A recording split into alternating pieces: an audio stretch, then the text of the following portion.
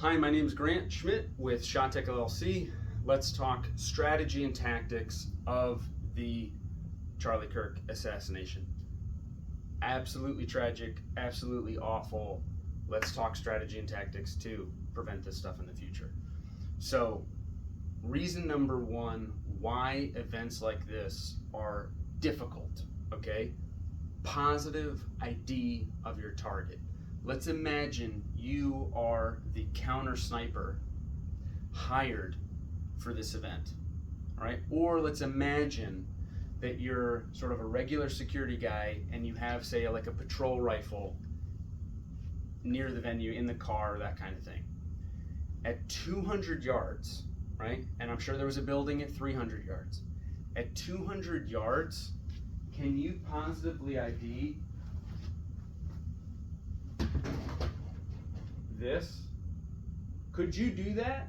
Could you positively ID someone that looks like this at 200 yards? In hindsight, in your Hollywood vision with your camera angles of the event, I'm sure you could. But in real life, having someone watch the rooftops and have the training and the wherewithal to go, hey, that lump was not there before, right? Oftentimes guys will map this out. They'll literally make drawings or they'll take pictures and then they'll look backwards and go, that lump was not there before. To have a lump, right? So where you have a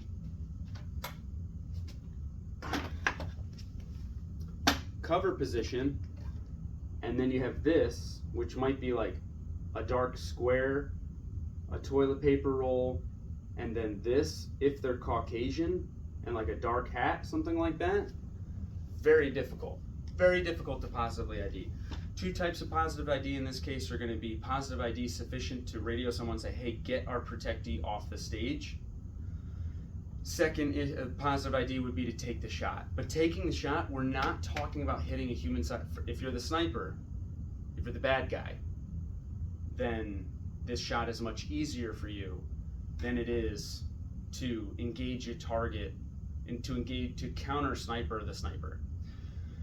So positive ID, very difficult. If you have a typical one by, that's not any good for purposes of positive ID.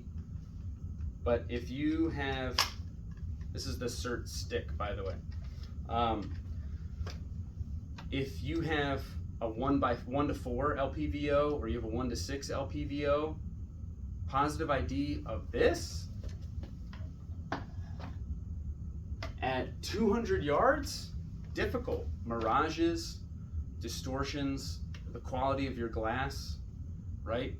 Like maybe you've got super Japanese glass, but like that's still really difficult, sufficient to take a shot, all right? So positive ID in these situations, people take it such for granted, but they look at that hindsight video of like the bad guy on the rooftop and they go, how could they have not interdicted that guy?